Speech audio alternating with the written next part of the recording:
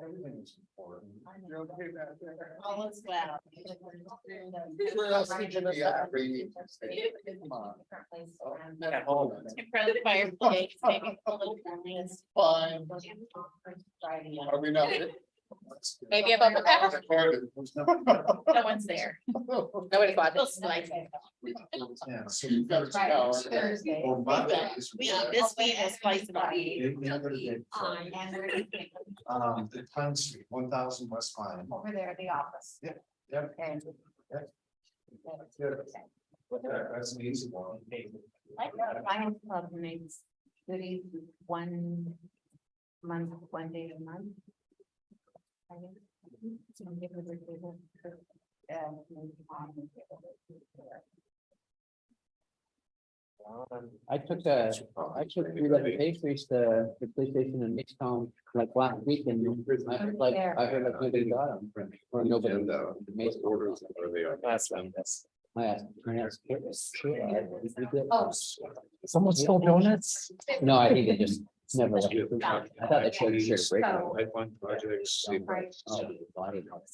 They can't hang around. So now I've got an awful lot of orders. And then we didn't do the time with anything else. Oh, what was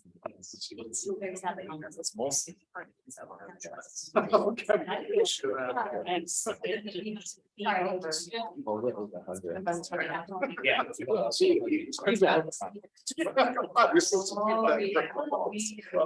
I was just thinking in your etiquette, saying, unless you're being.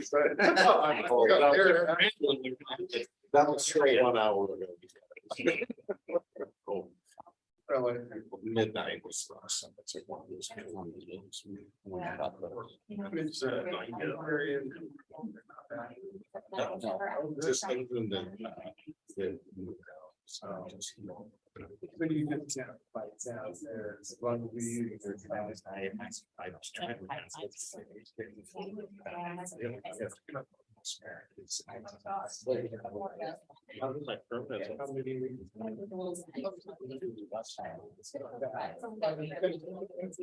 There's no light on that one. Yeah. Okay. I'll be. Oh, there's a light on. No.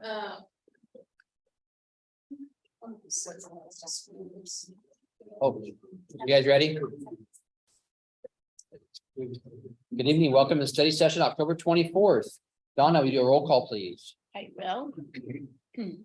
Councilmember Bode, Here. Councilmember Sherman. Here.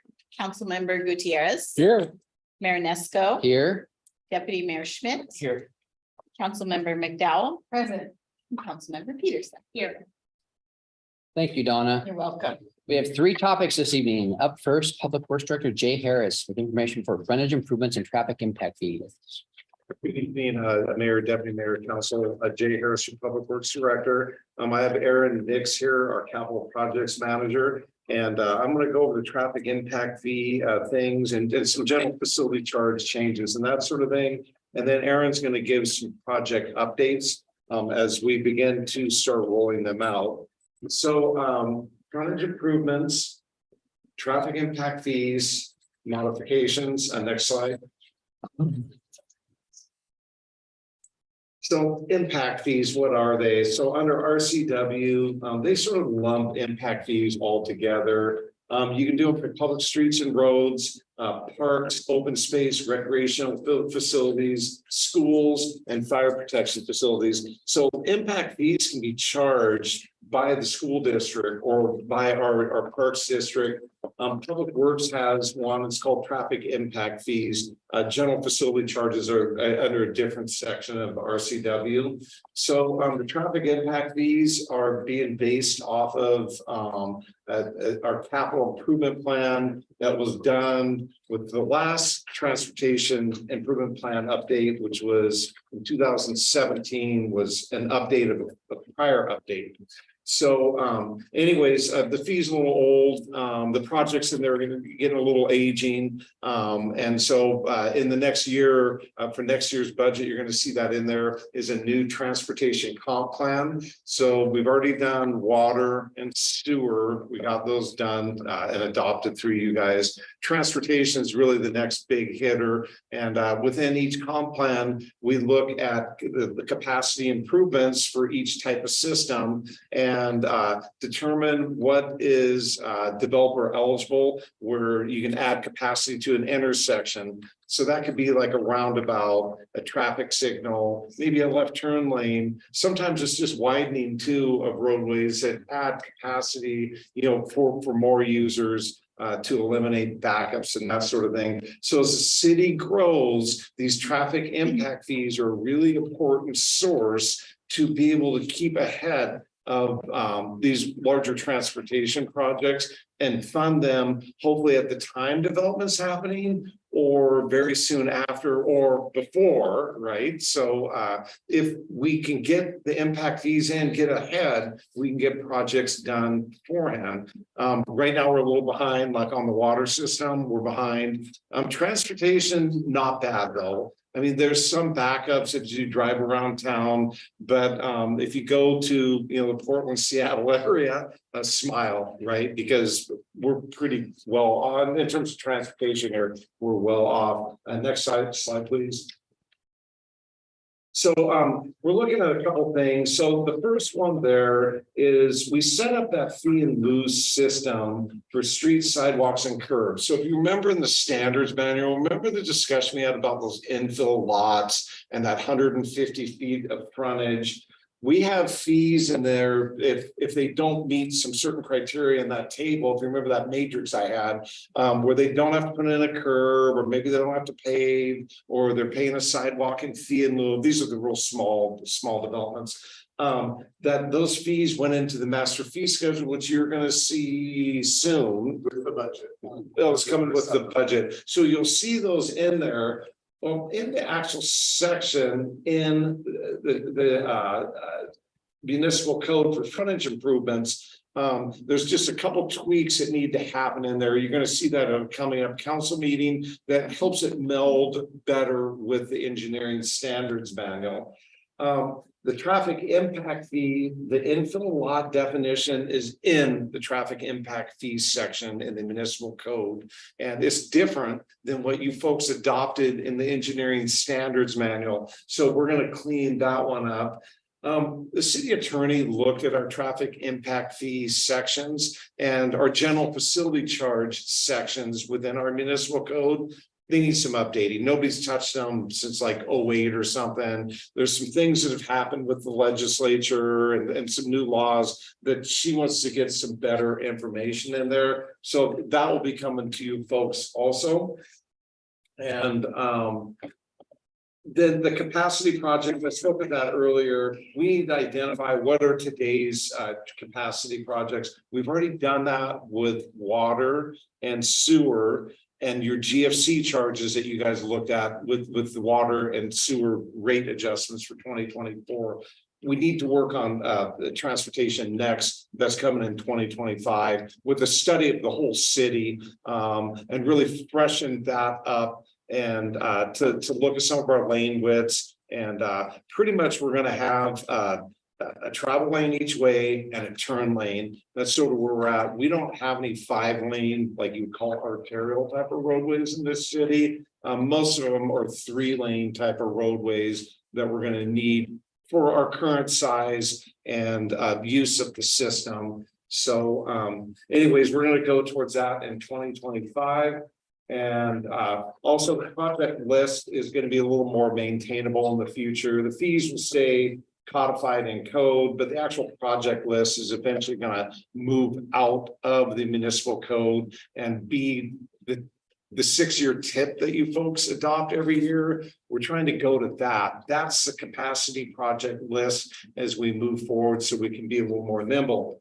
Now, in terms of credits, so if you're a developer and you do a capacity improvement, the transportation impact fees and general facility charges probably bringing that to council for you folks to look at a developer agreement just to give impact credits back for capacity.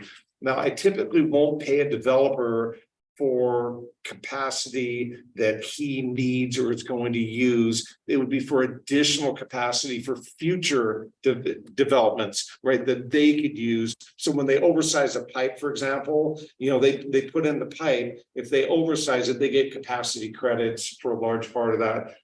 Like Coffee Creek would be a good example. They have to take a sewer line all the way from Pacific Court and the Western Gateway project. We extended it so you're not getting into the pavement there. It's going all the way up Railroad, going across Goldsboro, going up Deegan Road and coming into their site. That's the primary way for them to get sewer. Well, when that main line goes in, it's going to be 12 inches. A normal pipe's 8. There's a lot of acreage that will be able to tie into that pipe. Rather than putting a latecomers agreement on it, which we could, and that would go to council also, we're going to consider talking to you guys about general facility charge credits for sewer and getting that when they come in, they take up a building permit, they don't pay that sewer GFC. It gets offset by that project because it's going to serve a lot of people. So I'm going to bring in a basin map showing where they're at and how many more people will be able to tie into that gravity trunk line. So it's a good thing for the city to use those credits for projects, because then we're not building them ourselves. The private developments are building along with their projects More cheaply. because they don't have to pay prevailing wage, and then keeps Aaron out of work. Oh, sorry. So it's just another way to get things done around here. Will be a good thing. Next slide. So the summary is we're going to be coming back to you with some code changes to consider, just to clean up some of the city attorney's stuff with some of our impact fees, and then also be looking at a better methodology to give developer credits for impact fees. That's the end of the presentation. Any questions? Okay, comments or questions? So will every developer make it credit? Only if they do eligible, construct an eligible project. So to be an eligible project, it needs to be identified in the comprehensive plan. So that would be the transportation comp plan, the sewer comp plan, or the water comp plan. So there's a lot of projects that aren't in there. They're just local road projects and sort of that type of stuff. So the majority of projects would not be eligible because they're just off developing. Like Meadows Edge, for example, they just tied into a sewer line and a water line that were there, and there's no capacity improvements that they're doing. But yes, if they're providing capacity for others, they would be eligible for impact fee credits. You're not asking anything from us tonight. It looks like No. this is just. This is all it is a discussion and set you up. So when we come to you at a business meeting, it's a little easier to understand some of the gibberish we're going to be giving you about code And changes. so when you come back with that, we'll have comps from other areas and You'll have what they're all paying sorts for that. And then Yep. also I want to know what triggers the traffic impact fees, especially for tenant improvement, because I've heard the nightmare stories over the years. I mean, they go back years, where a bar added a sitting area and it was $18,000 for the traffic impact fee, and a salon for a haircutting salon added a chair and it was $3,500 just to add that chair to the salon. So those are the kind of things that I'd like to know what triggers that impact fee, because I don't want to be charging somebody who wants to put a chair in a salon $3,500, but I also want to charge, the guy building the $100 million development. Yes, he needs to do his share, but. Yeah, it's actually sort of simple. So they use the Institute of Traffic Engineers manual, and it's a trip generation manual, and pretty much based around one traffic impact fee is almost close to building a single family home. So it's an ERU basically, and it's close to the traffic being generated by the single family home. So when you go to the commercial side of that equates to about, it's about 9.8 trips per day. So you take that one fee that you pay, the one traffic impact fee. So you go look at a commercial development, you know how many trips you're going to generate. divide that by the residential, the trip, the waiting factor, it will tell you what the impact fee is. So when you add a new chair, there's a certain number of trips in the beauty salon that come along with that. And so that fee is all based on tables, and it applies pretty uniformly to when you add different uses to different places. The civic center is one of them. That's one thing that they were exempt from paying traffic impact fees in the current code. Our city attorney doesn't think we can do that we need to pay traffic impact fees just like everybody else. Same with the school district. School districts, same way. Yep. For all their Parks, construction. everything. Right. So if we're impacting the system, even as a governmental agency, she's Right. feeling that we need to pay those trip fees to be equitable also. So it's an interesting calculation, and I can bring you more information at the council meeting when we talk about traffic impact fee, how we charge a person traffic impact fees. Yeah, just, Okay. mainly what triggers it. you know. Yeah, So if you got a change of use, is that gonna trigger a traffic impact fee? If you already got a building on railroad, it's been retail, then it's been an office, then it's been retail, it's been an office, now it's gonna be retail again. How many times you're gonna charge the impact for just that one storefront is, That's correct. We have methodology in the code. It's every 5 years that whatever it is. So if it's something that is 20 years ago in there and was a high user, like a gas station or a restaurant or something, it'd be the recent use within the last 5 years is typically how we do it. We don't go back to the former uses. And anyways, so that's how that's done. So we'll give people credits for, if it was a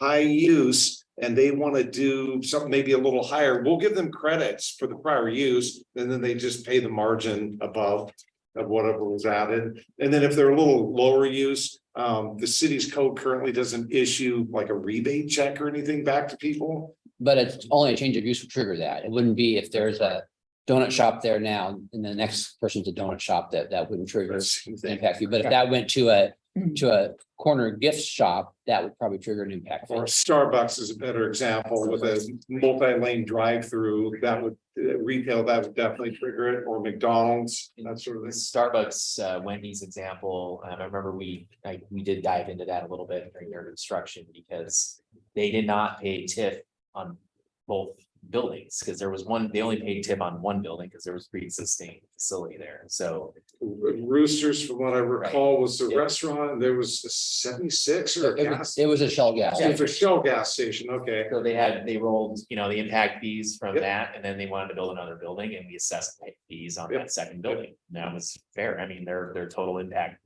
fees out was not exorbitant. And they got two buildings on one parcel and it's doing well. Now, that said, traffic there sucks, right? So I want to call attention to the word. It's transportation impact fee, not traffic impact fee, because it's the transportation. That's correct. That's a change we're making in the Transportation network that Yep. impacted. So it's streets, sidewalks, signals, the bike ped and everything. It's not just the road. That's correct. And the misconception that happens a lot in the community that we need to hone in on through this process is educating around what is your impact to the transportation network of the city, right? Not what is immediately out front of your door, right? And I think that's the thing people lose sight of, because I remember these arguments in the past. It's like, my one chair or my one thing is going to cost me this much money. I look out the window and this is all I see. So they want to compare to just their microscopic piece and not what that impact is across the entire city, right? And that's where these fees need to kind of come in line. It's what is that impact to the city's transportation network? Yep. How do we articulate that? I agree, just quickly, part of the issue is oftentimes there are other elements to the road network that need to be included as components when you construct things. And we already had this conversation, but the notion of stormwater and the impacts of stormwater and what it costs to do that, it's increasing exponentially. Oh, yeah. Crazy. Do you include that as part of your impact fee or not associated with transportation? The reality is it's got to go in. I don't think we're too excited about granting credits for like stormwater, but that's going to be a fiscal reality for developers. I mean, it is a fiscal reality. They have to put in these retention systems. They're expensive. Yeah, we're ultimately responsible to the Department of Ecology for controlling all the stormwater runoff in the city limits, regardless if it's on public or private property, right? So, and we don't have a dedicated funding source necessarily for that. Same thing with streets budget. We're supplementing streets for the general fund resources through other mechanisms, grants, et cetera. We don't have a tied direct revenue stream for streets. We just talked about this, right? So I'm very interested in reopening the books on this, taking a look at how we set this up right and not, overly impactful to the point where it stagnates growth, but to the point where it doesn't stagnate growth on the other end, which is we don't have the resources to keep building roads and maintaining our roads, so then growth stops too. So I'm very interested to see how the math works out, and that has always been something. I understand that we use traffic manuals to guide us, and it's a matrixed process. There's not a lot of gray area there, right? But we never have gotten an education as a council on how that math works out, right? How did that story Eric tells about a $3,500 chair in a beauty salon? How did that happen, right? How does the city? How does somebody go and say, I want to add a sink, remodel a bathroom in my business to assessments for traffic impact fees? I'm not saying that I'm not supportive or supportive. I don't know how that math all works out, right? And I know the trip generation count and all that other stuff. Let's get to Eric's point. Is it a change of use? Is it a structural permit, building permit kind of thing that triggers that every 5 years? So that'd be something kind of laying out like you guys did with the frontage improvements, kind of a flow chart. It was really simple and easy for us to understand. Good. Yeah, we can come back in another study session rather than working on the municipal code. We'll come back to you guys with how the program works next. Yeah, it's definitely a necessary thing. The reasons that I pointed out, it's just, I think we just need to tighten up code language and have a good understanding of why we assess what we assess. Thank you. Okay. Anybody else? Just had one quick thing on, Yes. like you were talking about that Coffee Creek pipe. Are we doing any type of outreach to the people that and lots that are potentially affected by it to be able to potentially get laterals on those at that point? Yeah, There's so fire. we spoke to the developer about that, and we will be putting out a lateral to properties that are developed where there's really no new development potential, like it's single family houses. Yeah. Makes a ton of sense. You put a lateral out because it's likely we're gonna pave the road when we're done. Exactly. We're still preliminary on all this. And But if it's a larger parcel, if you put a lateral out to a larger parcel that can maybe do 6 lots or something, it's usually in the wrong spot. They don't need a 4-inch, they need an 8-inch, and they need a manhole, they need other things.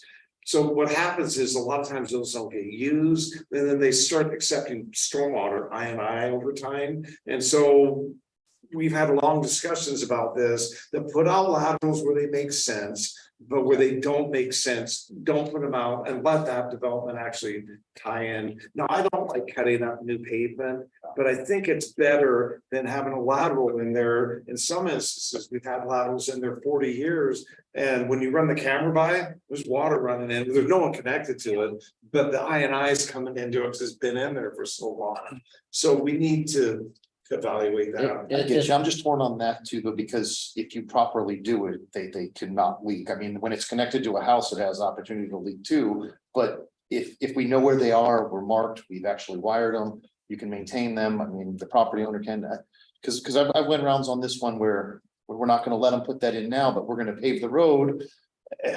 So because I get it, I get that they can leak, but if they're done well and they're done right, they shouldn't leak. Right. Like, The location's the problem though, and then what happens is that 6-lot development goes in, that's in the wrong spot, they can't use it, so I have them take it out. gotcha. I don't want No, to. and I So now they got that cut, and now they got another cut to put it in the right spot. So you got some of that, and then the utility companies love to hit stuff like that. Oh, yeah. They bore right through, that's where the I&I starts coming in. The pipe's pretty competent, if it's put in correctly, But with now all we, the seals and everything we have now. but now we have proper mapping techniques. It's not like before where we threw in laterals on the whole uptown and I looked at some of the handwritten napkin sketches that these things were. Yeah. Where did it go? But now, like, we actually have to have proper scale Well, drawings. we so know should- where they are now, though, Yeah. because of our video. Most of them. capability. We do, and we'll go videotape the line and we'll be able to say it's X number of feet from the manhole. Yeah. And so we can get that, we've been doing that for developments to just check when they're coming in, we want to use the laterals that are there if Perfect. possible. I just wanted to make sure we had some level of plan to reach out so people have that opportunity, because while we've already got it cut up, it's better than trying to tap that thing live. Yeah. It alleviates a lot of potential mistakes and So that's another question. So our code, if you're within 200 feet of a sewer line, you gotta hook up. So are we gonna Yeah, force exactly. everybody on a railroad all the way down? If Yeah. you're septic failing, If it fails, has to So it fail. has to fail. it does, Okay, I thought. or you that- can opt in. but they won't let you do repairs, like it's. Cause is it, wasn't the, that's road gonna wait for sewer? Didn't they say that? What? No, no. No, that was okay. different issue. Okay, As long as it doesn't fail, then it needs the existing Okay. structure. Thank you. all right. Any other questions? Okay, moving on. Thank you, gentlemen. You're welcome. Capital Project Manager Aaron Nix has information for us about well one pipeline secularization project. We've heard a lot about well one the last 5 years, so Mayor. let's hear some more. Mayor, thank you. I appreciate, thank you for the opportunity to be here. Yes. I have the fun part of the job, at least our work, in that.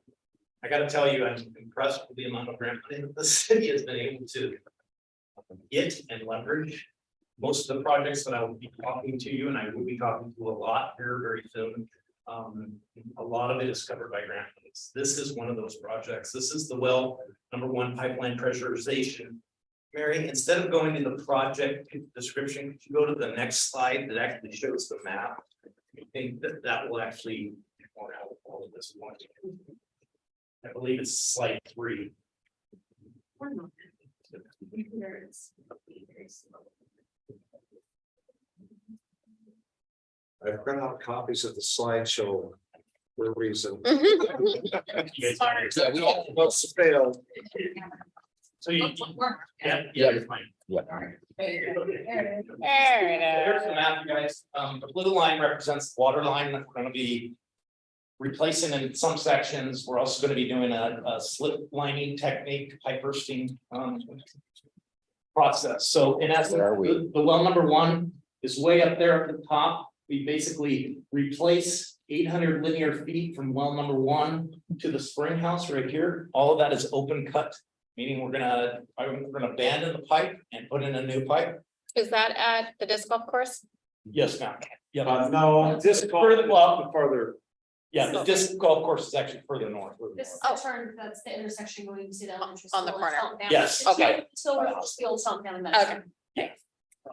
That's the spring house that you guys see in the corner there. From the spring house, we will then go approximately 3,900 linear feet down here to the high school tank. Now, Right. that line has been in for many years. It's a cast iron line. It's 20 inch in sections, 24 inch in other sections. It is a gravity water line, meaning it's not pressurized. Hence this project. What we want to try to do is, hence why it's called a pipeline pressurization. We're basically going to put in a new 12 inch ductile iron line all the way from well number one down to the high school. From the spring site, we will be slip lining, meaning we will be taking that 12 inch pipe and we'll be shoving it through that existing cast iron pipe. And they will be yanking it on the other end to get it all the way through. It's thermally fused HDPE in that section. So So it's a Like what we did continuous with- soda straw. When we did all the stream improvements and we did a lot of the pipe plans with the same concept, we pulled through the existing pipe. black pipe, it's very thick and they weld it on site and then slide it through and continue pushing it through till they're all the way. And it's a single piece of pipe. Also doesn't burst the ductile iron. We're not bursting, we're Bursting it. using the 20 and 24 inch pipe as the carrier, it's like a bore. So we're The bore decreasing- casing is already in there, Yes. we're drawing the pipe through the And casing. we can because of the pressurization. Right. Because we're gonna be adding more pressure to it.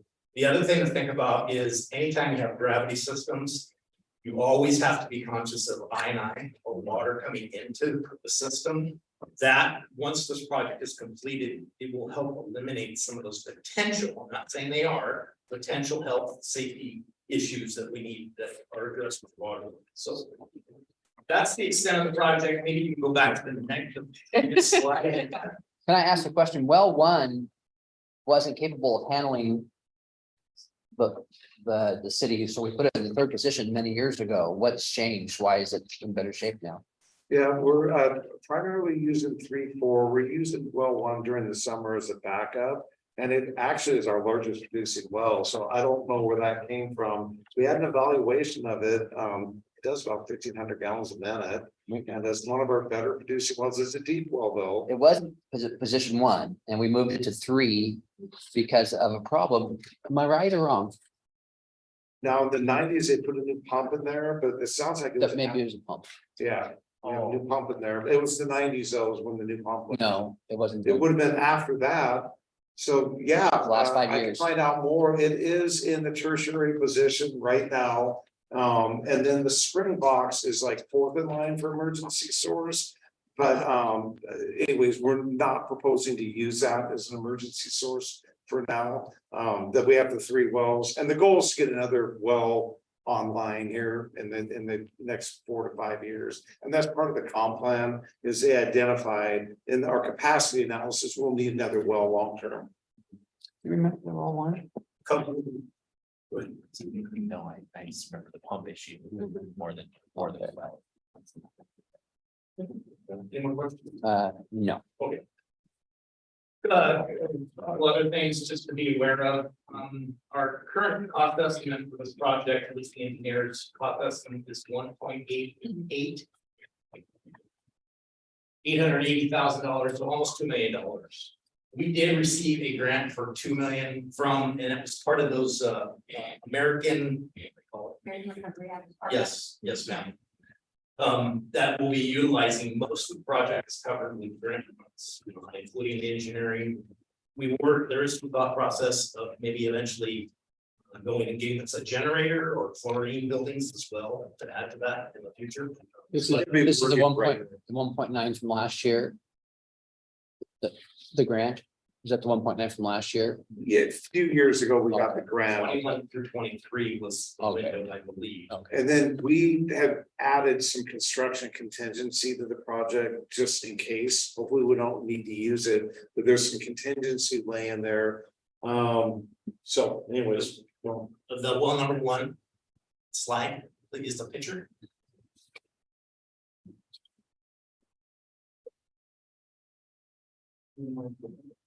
That's it. So that is our well number 1 pump house.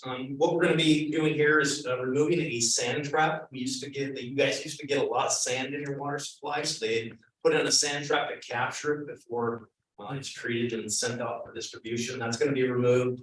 Upgrades to the existing facility, and one thing that I think is the most important is some security upgrades.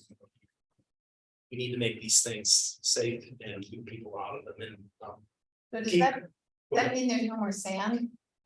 we have a little bit of sand. The current design does have a drop with some sand, but nothing like what they used to get back a long time ago. The amount of sand has been dropping over the years. next slide, please. This is our spring house. If you ever get a chance, you guys to go in there. It's really kind of a cool place. This is historically where the city of Shelton got their water, and it's very old. What are we doing here? There's going to be some upgrades.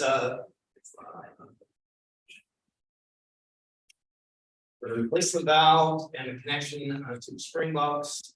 I think we're eliminating another sand trap here as well.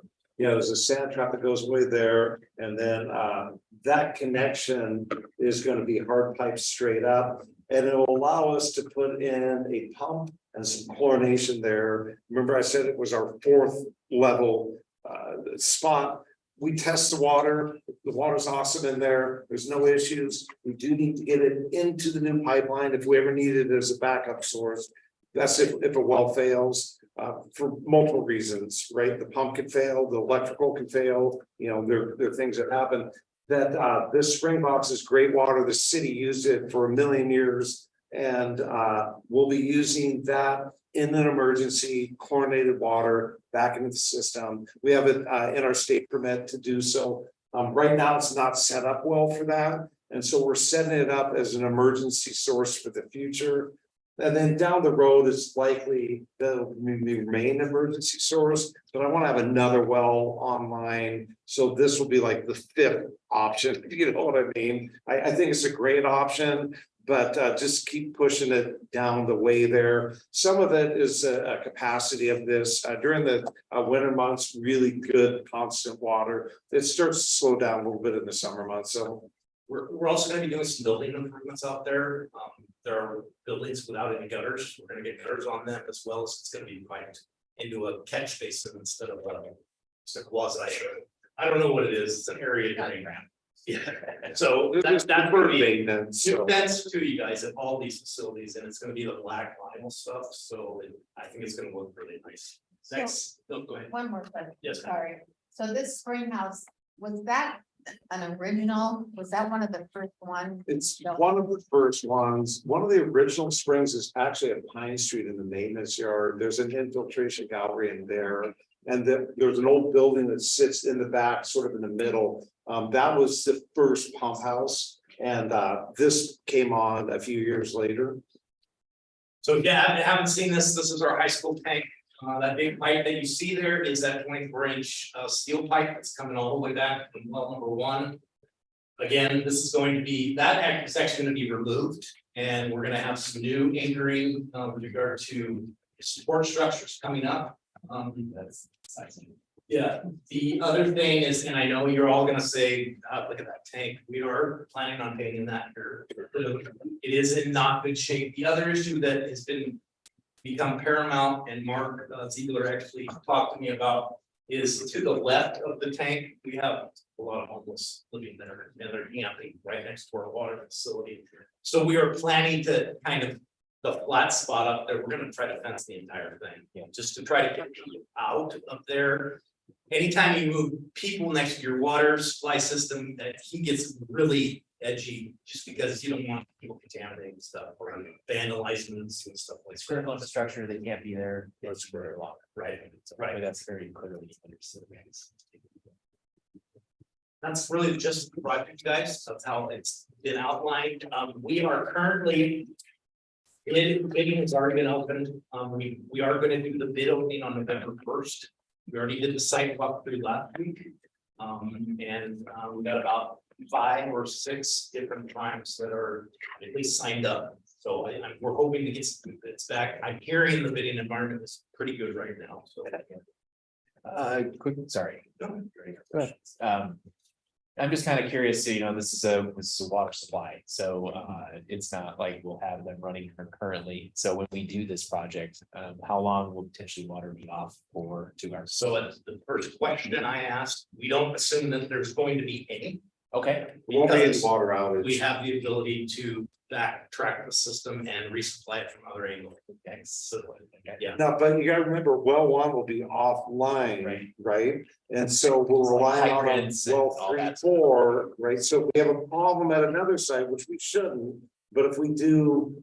you have a structure fire or something. It's something like You draw that, down something water unanticipated, yeah. Okay, So there's no guarantees, but we are doing it during the winter time, during low demand, right? That we determined we didn't want to take well 1 offline in July. Doesn't make good sense, right? So we're gonna be well done, early spring. That's the hope. And then Jay has stressed to me adamantly, we gotta get the water system in better shape. As far as the next project after that is Ingleside and dealing with the dead storage. Like capacity issues. So that's coming up right next, and we got grant money for that now too. Those are, the water projects are number 1 on Aaron's list. We're getting other ones done. But for right now, I want to get them out of the way and get them in the ground and done. AMI also, it's another one. There's 3 projects, you guys, that I'm trying to get to bid before the end of the year. AMI, which is the meter piece replacing, we have most of them. It's been a supply issue of late, the MXUs, the unit, the transfer units, I can't get them. So I'm about 100% done with my specs, as well as the plan to get out there and update everything with the intent that I'm gonna try to award this at your first meeting in December, the AMI project. We do have all of the devices now. He's been working on it, he's talked to them and they've assured us that Yeah, they from- will be able to get us them. From I think it's been 2 years, hasn't it? We've It's been been getting years. a handful at a time. The manufacturer gave us a nod, said we'll make it happen. We got it, trust me. And so they're a global company, right? So. I have a concern about those, what we're talking about. Yeah, isn't there a little thing that sits above the ground? A little- A little overall. Flush, It should be flush on your Yeah. box. Oh, it doesn't, it cuts into the box, it's an actual pad, it's basically a sensor that cuts, the box is already cut, they just basically screw it in there. so there isn't anything sitting above. Nope, it's flush. It Yeah, it's very. might sit up just Just a little there. bit, but not very Yeah, we talked about moving boxes that were in a bad area when we started this project. There's some Yeah. boxes that are gonna get moved, That were moved, yeah. But in general, all the boxes are getting replaced, Yeah. all new meters and transmitters. Kudos to staff, they've gotten a good chunk of, not all of them, not half, not even a third, but they got a good number We're of them 10% done. right now. Yeah. The last thing with the pressurization project, you had mentioned about chlorine and, this will decrease the amount of chemical we need to treat, right? That's Because we'll go from that open gravity fed system. Yep. Right, so actually our water quality should be getting better in a way, less chlorination, less chemical additives, it'll be. Yep. Awesome. My My grass will be green. Won't have to use other chemicals, so. So the third project that we're gonna try to get the bid before the end of the year is the next one, and that is the safe routes to Did school. anybody else have any Oh, sorry. questions on that? Okay, go ahead. Thank you, That's- sorry.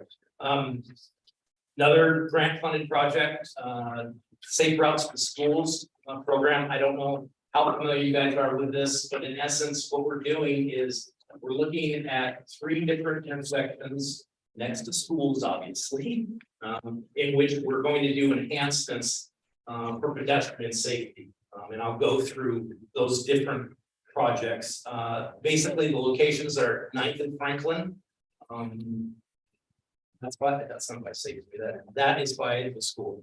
That's right, the Safeway is at 7th. 7th Franklin, that's the other location, and then the final one is basically on Shelton Springs Road. We're actually gonna be putting a pedestrian island out there so that you can have refuge in the middle of the road. Obviously, there's gonna be flashing beacons and those kinds of things, but it will offer an opportunity for people to feel a little bit more safer, as well as the fence that's there. I don't know if you guys know that lot right across. A lot of people park in there. My understanding is we're extending that fence all the way through to that, for safety and those other types of reasons. So I just know the sign says no left turn. But you sit behind those people for 20 minutes. Trying to make a left turn on Shelton Springs Road. Wait a minute, Every morning. talk to me more about that fence. Yes. Where's that fence going? Yeah, if we go to the plan, we'll get there in a second when we show you that plan sheet. We have a plan sheet. I don't know if that's the next slide. it's actually the second to last, but we will get there. Oh, But yeah, exactly where it's at. Yep. Okay, so again, we were awarded $770,000 through the Safe Routes Through School program. The match for that is 13.5%, and equates to about $120,000, which coincidentally meets what our current budget is for that particular project, as well as the cost. The engineer's design estimate is right there, so we're feeling pretty good. You want to maybe mention something about contingency on that one? Yeah, I mean, we're pressing the upper limit of the budget for the new engineer's estimate. We just got one. I'm proposing in the 2024 budget, another 90,000, just as a, if we need it. We still need to get this thing to bid, we'll get the prices back. The goal is not to use that. But rather than do supplemental budgets later and all that, I thought it was a good idea to put a 10% construction contingency on the current cost of the project. I'm just gonna have to do my annual complaining that we're not doing anything on Oak Bay Junior High School on the 4 lane of traffic, where 1 car stops on each side and the other 2 cars don't even see the kid walking in the crosswalk. And I see it almost every time I go through there, and I actually have a video. I was there 5 minutes one day. It's been a while, and a kid almost got ran over He actually hit the car with his hand. It was so close. I see it every day. I drop a kid off every day at the high school and I see kids dodging cars there every single day. It needs to be addressed before, I think, safe 7th and Franklin would need to be addressed. Also, we now have a new school, a grade school. And we have no crosswalk on King and K Street. And the kids are crossing right there in front of cars. There should be a crosswalk there. Should have been a crosswalk there when the school was built. It's a brand new school. And then the excuse was why we can't do it now. We could just go paint one, but there's no ADA accessible cut in over there. So the school should have done that. So those were all projects that were in part of the Safe Routes to But- School list. But for 5 right? years now, come on. I know. I mean, but- kid gonna get ran over before we I get get it it, done. but the list goes out and then we get the grant funds awarded, right? Now, if we had if the city had all the money in the world, we'd want to go do all those Yeah. projects. But we're using the transportation benefit district dollars, getting mileage out of those, securing these grant funding. So the 13.5% match. We take the TBD dollars and, get a significant grant award. What we need to do is get this project behind us and go and secure the next round of funds. And so, Aaron, that's on your work list, okay? When is the application and what are we gonna do? It'd be the projects left over. I would challenge you guys to just go sit up there in that little turnaround, just one morning and watch how many kids dodge cars. Because I'm gonna do it. maybe they haven't got hit. Yeah. Maybe they have got hit and it's not been bad. I don't know, but I'm telling you that kids dodge cars there and it's, you can see it because car will stop each direction because they'll see a kid. But the other two cars coming the other, the other lanes, they don't even see the kid, That's not a good. and it drives me But crazy. maybe that should not be used for drop off. We're not even talking about a drop off. We're talking about kids crossing the street. So some of this could be enforcement right away too, that, police need to get up there and sit there and write some tickets. I and make it agree. well known, so, But point taken, Mayor, as we get through we'll get through this. I will tell you, I will look into those other intersections and we'll put an Yeah. application in. I mean, you could go back and watch every meeting and on this and I bring it up. that's And so fine. it's been 5 years, 5+ years now that, I mean, let's do something. I feel like it's my story now. I You, will tell you, we're going to bid on this. As soon as we get these done, start moving in that other Yeah, direction. once we're under construction and And you you're hold me showing, accountable, when we please. start showing completion, we'll be eligible for the next cycle of these funds. let's get some flags on each. At least people can carry across the street, maybe. I don't know. I mean, like, Look at the signage. we've got that flashing light. Nobody pays attention to those. It's got that flashing beacon that you hit the button and. All right. Good. But enforcement, yes. Can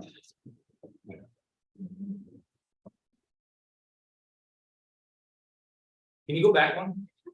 Did I, no, you were right. Go back. I had the wrong date though. Ninth and Franklin. Good. Just kind of a detail, you guys, I want to kind of show you what's intended. The idea here is obviously there's going to be some bulb outs. The idea being shrink the road down a little bit so you get some traffic calming, people slow down. That's the whole intent.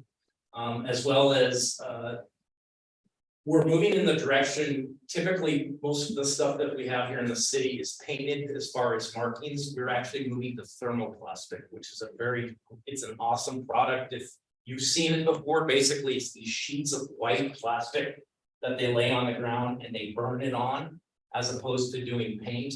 And the life expectancy of that is like 10 years compared to 2 to 3 with paint. So all of these intersections are going to get that upgrade in regard to this thermoplastic. They're not slippery, are they, when you get wet? Actually, they're not. That I have seen, they've been actually adding some grittiness to it, some sand, to kind of help with that. And it's just good product. It lasts for a long time. Again, the bulb outs, but also notice the little pink areas, all ADA accessible. So all of those are going to be changing. Next slide. Some of Franklin, this is down by the Safeway store. No rapid flashing things. Again, the premise here is we're gonna be doing the bulb outs, ADA accessible with thermoplastic put on and stop bars so that people can actually physically stop there against signage. Okay, next slide. Here's the fence area. Talk about. There's an existing fence. I believe it stops right about here. The intent, at least under the project, was to extend that fence over to here towards the end. Now, I don't know, and maybe you know, Jay, I don't think the intent was that we're gonna keep people from using that lot.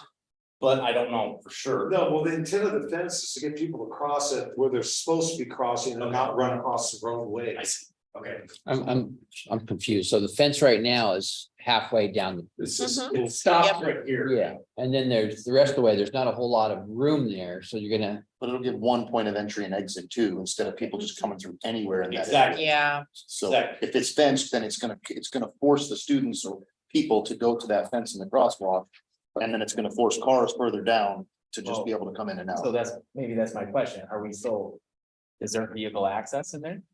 There can't- Yeah. we still Yeah. drive in and out. It'll be Yeah, on the use it right now. exactly the Yeah. way they do now. it'll be just right now- there We're now. trying to direct all the Fifty pedestrians to this. foot driveway or 100-foot wide driveway, you're gonna shrink that down to 25 feet. Room for one car. Correct. Correct. One car can go in, one car is coming out, right? We own that little Yeah. parking lot as a city. Little Parks.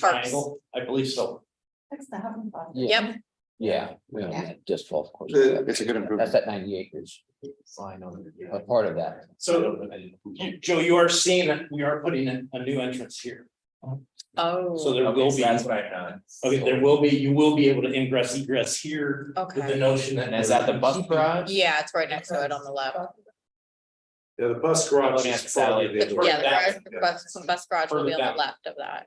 So, okay. I got you. You're putting in a new entrance. Correct. into So you're Hufflepuff moving the parking fence. area. Yes, So we. Ah, okay, sorry. This. I get it. Somewhere where the crosswalk is in that area. Yeah. Yeah, okay, The bus stop. okay.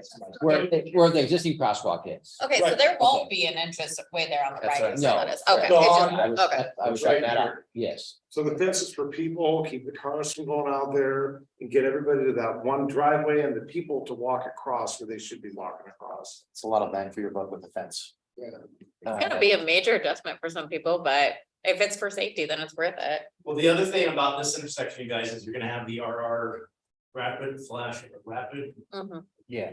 beacon, whatever Right. they call, you will have those there too, so it is a school facility, Right. they will be pushing buttons, these will be flashing, They'll all be of that. running across the street while they climb.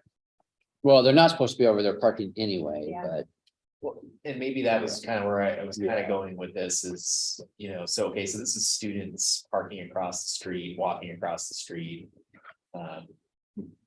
I understand this for the Huff and Puff and public access, but. It's just a moment where not having a school impact fee. The transportation impact fees, right? So we're spending city dollars on the match on this, and it's really to Yeah. benefit the school district. And the reason why the students park over there, Because they're not allowed to park over the side of the it's, school. there's Well, not they that have to many get cars, traffic. there's not that many cars parked there anymore. Your basic people running back and forth, right? The kids that are over there vaping. There's 20 or 30 of them that sit over there vaping. they don't want to. Yeah, there's not a whole lot of cars there in the morning. I drive by it It's not- every day. And cars over there, it's not impact. Yeah, there's not very many cars over there during the day. And it could, if we have a game and, there's a Yeah. lot of cars, from out of town, it could fill up on one of those nights. Or if there's a disc golf thing and they're using all the parking lots, they might. But the back and forth is just kids hanging out over there before class. Yeah, and I guess comparing projects, the other one that rises pretty high in a similar fashion is between. Olympic College and Shelton Springs Road, or 13 Olympic that's College, that's also another area where you get. More early morning head traffic, especially during the rush, and kids walking down the path, and there's not an area of refuge on the crosswalk there as well. Yeah, we've had So- some public comment on that. so, about a Yeah, month it's ago, just 6 weeks Yeah, ago. and that's a dangerous spot, so as we talk about, whatever Peacock Hill is, Olympic Heights. Their impact, I think, should be an improvement in that intersection, right, that would address that. They're gonna need Yeah. to do something there. Okay, When does this work happen? this particular. Well, all three of the, The intent, well, probably after the first of the year, would be when they, after we've got everything done as far as signed contracts and all that stuff. Like I said, the bid opening for the well number one is on November 1. We will verify bids and then award it shortly after that. we do want to get this out to bid this year and secure a contractor this year. Washout's changing their standards to the 2024 manual. This was all built out of the 2023 or 2022 manual. And so we want to try to not have to change all the plans and specs and all that. Can you talk a little bit about how you designed the refuge island, the head spot there? Is that gonna be a rolled curve kind of thing, or there's gonna be? Correct, it's a raised island, yeah. It is It's a painted, completely raised island. Yes. Okay, cool. painted really bright so that it's visual, so you can see it. It's yellow and pink. I really like to let the street department know all the reflectors they put going Isn't that up. nice? Yeah, that's, I can't believe the difference it made. Oh, because we it's walked there huge. Before we went, and because we were looking at poles, people who've been drunk and hitting the things. I the first drove week next- the road was opened. Right. Those are actually screw on. I thought they were stickers, but they're not. They're actually No. plates that they screw on and it points into the road. Yeah, I was excited when they Yeah. first put them around the mediums Yeah. there, the planners, and then the other day I noticed that they put them on all the way down. I said, that's great. Yeah. So Got those, it gives those people a little heads up that, hey, you're getting close to that pole. And so, again, sorry, this is an interesting one. So actually, are we narrowing the weight, the lane width through there as well? Is it kind of, You'll have some intrusion in there. so it's gonna naturally slow people down, Exactly, whether there's people there or not. exactly. Great. That's the intent. Absolutely. That's the intent. Thank you. Uh, Fun in the winter. Following that. Hey, the last slide there, I found that, it surprised me, the last one of the logs came in by train in 1948. There's good history. I thought maybe the train ran longer than that, but That particular train, that particular train. yeah. So we look at this picture and we hear people say how blah and unfree downtown is much better than what this goes right now. Pretty blah back in then. They did the best they could. So I don't have any formal announcements yet, but I just want to tell you guys that we got some very positive feedback on our TIV grant. Good. It was $4+ million to redo what they're kind of way. Great. And it appears we're gonna be able to keep the parking from K Street this way down to C. And then with it, we have just enough room to get the bike lanes in and have parking, have 2 travel lanes in the turn lane, pretty wide through there. They weren't gonna, they basically said if you guys aren't amenable to bike lanes, then you're probably not gonna get awarded. Yeah, We said we're amenable, Transportation projects are gonna go through. so. Yeah. That's what that beautiful 18-foot Multimodal path. multi-path going up Olympic Highway north was. Yeah. Bikes and strollers and people. Then from K to Wallace Neal and down a right turn lane that goes into K. As you're coming down to town, that's going to change over to bike lanes on both sides. It's gonna get eliminated. So how far will that new road go from where to where? Wallace, Nealon, all the way down to C.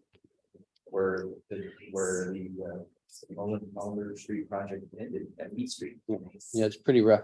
It's a rough road. Yeah. And we bumped up the cash a little bit, at least the ask, just because of how bad shape it is in. That's obviously the old highway. We actually were able to talk with, who was it? Yeah, former inspector. Further inspector, former employee of here. He was there when they pulverized. His first day on work, he was up there.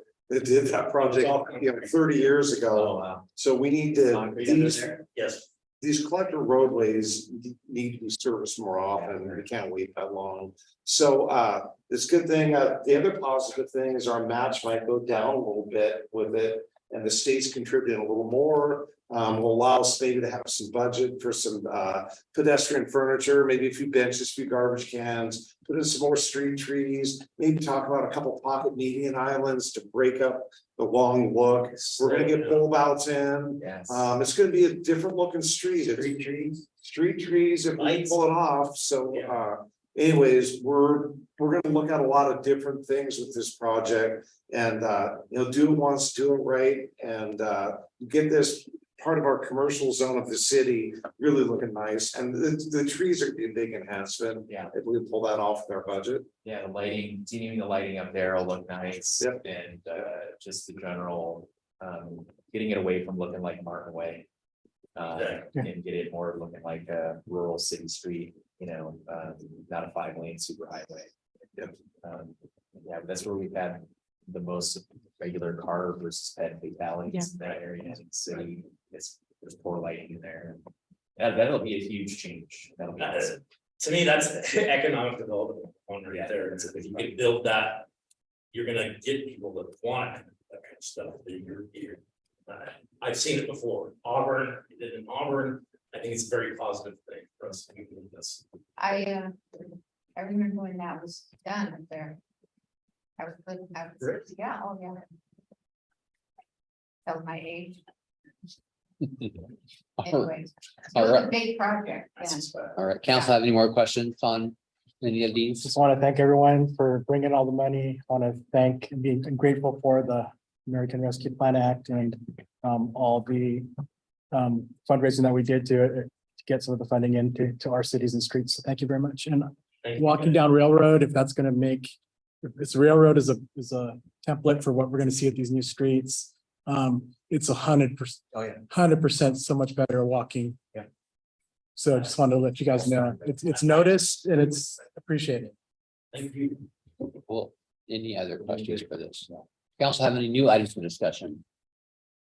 Interim city manager have any items for discussion? Okay, acting. No, no. All right, today's session